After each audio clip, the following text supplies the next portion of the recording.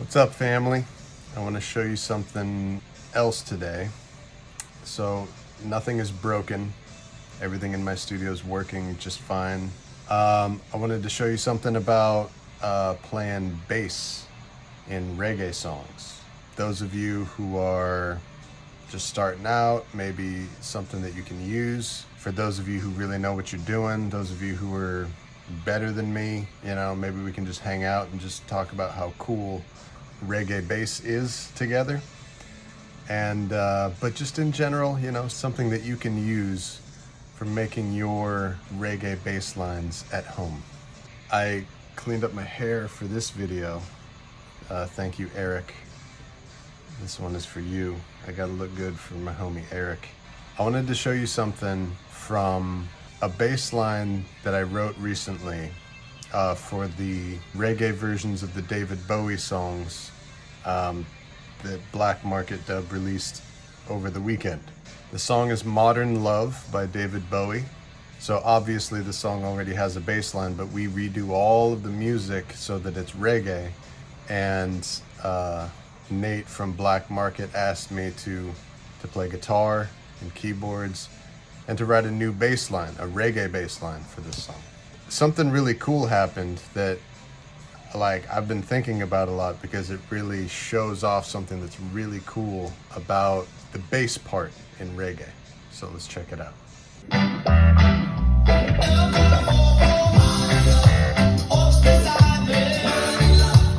So everything that I'm showing you here today is just from my session. This doesn't have the amazing saxophone that Brian Wallace, Dub Robot, played on it.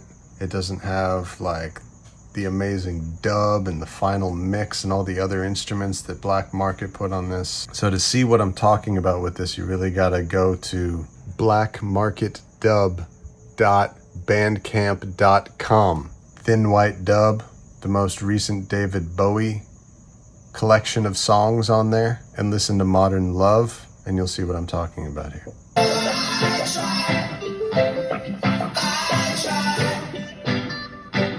So this whole Black Market project is really cool because we always use the original vocals, and in this case it's David Bowie.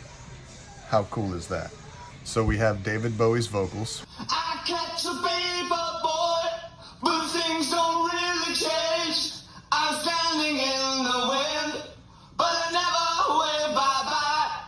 And some reggae drums that were played by a guy named Horseman, recorded by Prince Fatty. Guys that make just unbelievably amazing reggae drum tracks coming out of London. So here's the vocals and the drums together.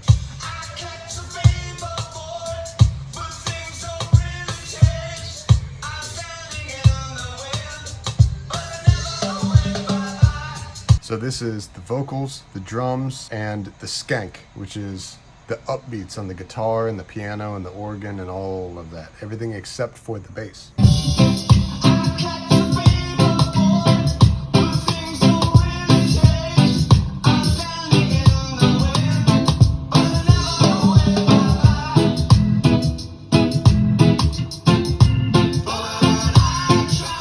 So the first idea that I had was just to play the 1, 3, 5 of all the chords. The most basic thing that you could play on this.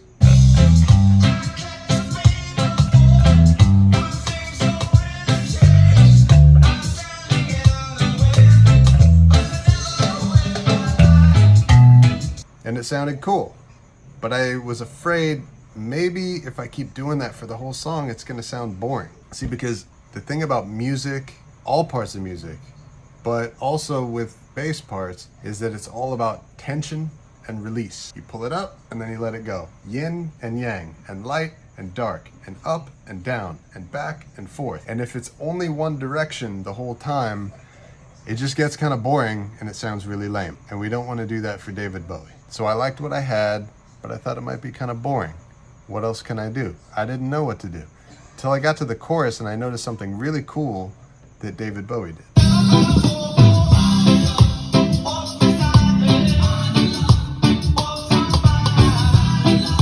He makes the vocal part hit on the downbeat of the beginning of the measure. Watch out when the vocals go, modern love.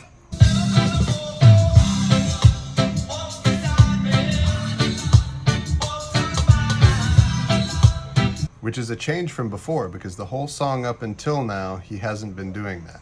So what I ended up doing with the bass line was actually changing absolutely nothing about what I was playing except for just the rhythm. I just moved things one note to the side. He put his vocal parts right smack dab in the spot that he hadn't been using up until now. And watch, if you count 1, 2, 3, 4, 1, 2, 3, 4. My whole bass line up until this part has been hitting a one dun dun, a one dun dun.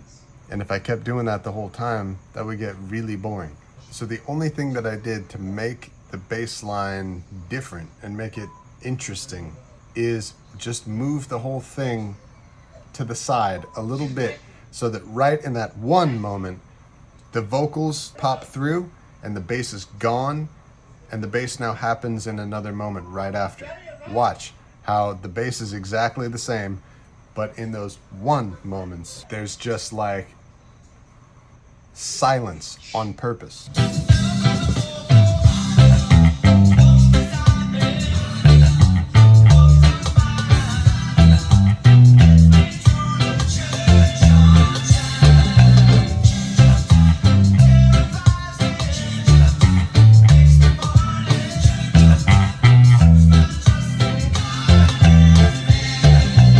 So this is the kind of thing that I love. Reggae bass, it's gotta be melodic. It's gotta be like a melody that you can sing to yourself. And at the same time though, it's gotta be real simple, but it cannot be boring. It's gotta make you wanna move. The drum and bass gotta make you wind your waist, man. And so a very simple bass line that would have gotten very boring if it never changed the entire time, just by moving it one beat, in addition to the fact that David Bowie wrote his vocal part to take over that one part, the whole song shifts in a way that you might not notice, but a way that definitely makes you want to move and makes you want to dance, because it's that tension and release, the push and the pull, the up and the down. It makes you want to